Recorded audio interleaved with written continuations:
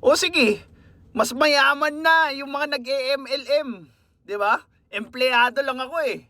Hamak na empleyado nga lang ako, 'di ba? Ngayon, saan galing yung yaman nila? Oh,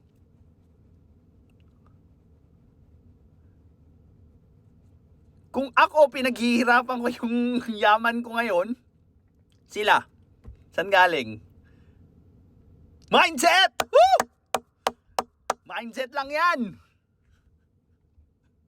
Di ba? Oh. So, maaatim mo ba na yung pera na pinapakain mo sa pamilya mo, galing saan? Galing sa mindset! Woo! Walang titigil. Mindset lang yan. Hanggat hindi member lahat ng Pilipino. Ay, nako.